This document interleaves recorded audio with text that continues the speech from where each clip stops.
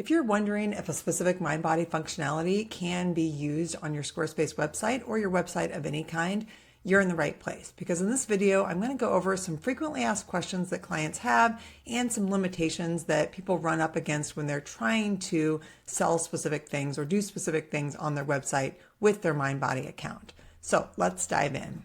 First up, let's talk about the widget limitations, and these would be the Mindbody branded web limitations. If you're wondering what I'm talking about, there's a bunch of other videos that I've recorded that show you how Mindbody uses their branded web widgets and links in order to bring the functionality of your Mindbody account onto your website. So these are some of the small things that didn't make it into any of those other videos that I wanted to make sure I hit so that you know what you can do and what you can't do with those widgets. So let's hop over to the branded web manager for this first part. And we're taking a look at all the different widgets. One of the questions I get is which widgets they should use and which widgets you shouldn't use, or which widgets are good and which ones aren't so good. So if you go create new widget, you'll see the list of all the possible widgets that you can create to add to your website.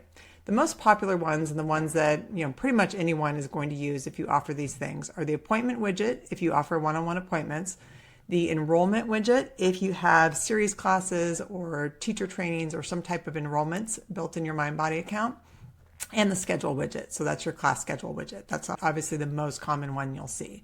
So those three widgets bring a really immense amount of functionality to your website. So absolutely use those if you need booking capability on your website for those specific things. The class list widget and the staff list widget are two that are a little bit older. They haven't been updated recently. You can use if you want to, but I would caution against using them simply because if SEO is a priority for you, Google and other search engines can't read the information that's displayed via those widgets. So this is usually pretty robust information like class descriptions and teacher bios, things that give your site credibility, the words that you would use to describe your classes and describe your teachers' backgrounds and all of that. That's all really good, rich content for Google and search engines to understand that you're a credible business, what you do, where you do it, all of that stuff. So if you use the class list widget and the staff list widget, those are great shortcuts for you. You only have to update your class descriptions and your instructor bios in one place in Mindbody, and it'll automatically update on your website. So that's the positive. But the negative is that Google isn't going to be able to read any of that content that's on your website that's displayed via those widgets. So as a default, what I recommend to clients, if SEO is a goal, getting found, visibility in search engines is a goal, which it is for most studios, is to not use those two widgets and instead actually list your classes, actually list your instructor bios on your website itself. So you're typing that stuff into your website platform, whether it's Squarespace or WordPress or Wix or whatever. So I would skip those two if SEO is a priority. However, you know your goals best if you're in a small town and you know you're going to get found on search engines anyway, and you just want to make everything as easy as possible, and you don't want to update your content like class descriptions and instructor bios in two places every time you have a change, then those widgets can be a really good resource for you. The registration and the prospect widget are the last two here that we need to talk about. These have specific use cases, and so you can absolutely use these. The prospect widget is often used when you're using the Mindbody marketing suite for your email marketing. And so you use a prospect widget is what you would use for a newsletter sign up form. So a small form, strip out a bunch of all the extra stuff that they ask there and just get to the point of getting their contact info. So that's when I would use a prospect widget, is when you want them to subscribe to a newsletter, or maybe you're offering like a first class free and you just want the lead form to go into Mindbody when they are interested in that offer. The registration widget is where they'll fill out all the information that will go into their Mindbody profile at your studio. So their emergency contact information and a lot of other stuff. So this is great to have built on a back end page of your website so that if they're standing at the front desk, you can hand them an iPad and they can fill out that stuff.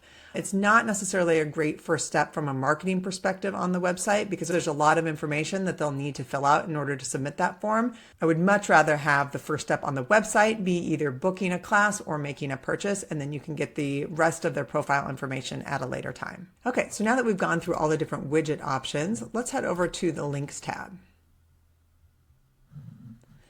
The login register link is one I have a whole different video on, but I did just want to note that the way this login register link works, it's a portal for the client to get into their Mindbody account where they can manage their account information, their billing information, see upcoming classes, all of that stuff. However, they can't actually book anything or purchase anything from the inside of that portal. Additionally, people do not have to log in via this link before they make a purchase or book a class via one of the other widgets. So you don't want to send people to this link as part of their initial checkout process because they don't need to. They don't need to log in that way. They will be asked to log in once they're booking a class or once they're making a purchase anyway. So this is an extra step to send them to the login register to create an account before they go actually do the action that you want them to do. So just something to keep in mind. This is a great link to have on your website so that existing clients can log in and manage their billing information themselves. However, it is not a step that I would put in front of new clients on your website flow when you're trying to get them to book a first class or make a first purchase. If we click link type, you'll also see the gift card link. This gift card link through Mindbody's branded web is nice in that it lets people purchase gift cards right on your website in that consumer cart overlay. However, this is one thing that studio owners typically would prefer to use a direct link to their Mindbody consumer mode account. Generally, we want people to use branded web because it keeps them on your website. It's a really nice checkout. However, for gift cards, the gift card checkout in branded web is a little bit limiting. As the end user, you have more options if you use consumer mode as far as when you send the gift card, how you send it, the messaging, the graphics, all of that stuff. So the gift card link is one I typically do not use with branded web and instead opt to get that Mindbody consumer mode link to use on the website to link people to consumer mode to purchase gift cards. And one last note on these widgets, as of summer 2025, the appointment widget and the schedule widget, the newer versions of those, so the ones that will pop up once you create a new widget, just of those two widgets, you cannot add custom CSS. So if you're working with a designer or a developer and you're trying to fine tune the schedule widget or the appointment widget, you're not able to do it with the new versions. All these other widgets, as of the recording of this in summer 2025, you can add custom CSS to fine tune the way things look. But just keep that in mind with the newer version ones, you cannot use custom CSS any longer. You may also notice that there is no retail or shop widget available from Mindbody that you can add to your website. So that's a limitation we're going to talk a little bit more about on this next slide. Okay, so if you're trying to sell retail online with Mindbody, these are the limitations and the things that you need to know. Number one, the retail sale or the shop functionality in Mindbody was designed as a point of sale only. It was never designed to be a full e-commerce checkout like you're used to selling products online. This also means that if we're selling with branded web on our website, we can't sell packages that include a retail product. So that would be like an intro offer that's 30 days unlimited classes plus a yoga mat or something like that. We can't sell that via the branded web links because it contains a retail product. You can, of course, link to individual products in your Mindbody consumer mode shop, but there's no way of getting a traditional e-commerce checkout through Mindbody tools directly on your website. So what options do you have if you really want to amp up the retail sales for the products that are in your Mindbody account?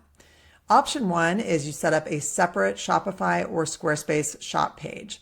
And so this is going to be not related to your Mindbody account at all. You're going to have to manually do some inventory management to make sure if you sell things in person that you take it off the inventory online. And then you are going to have separate payment processing. Shopify or Squarespace are going to use Stripe or some other payment processor that is not going to be your Mindbody payment processor. So it is almost like having kind of two side-by-side businesses.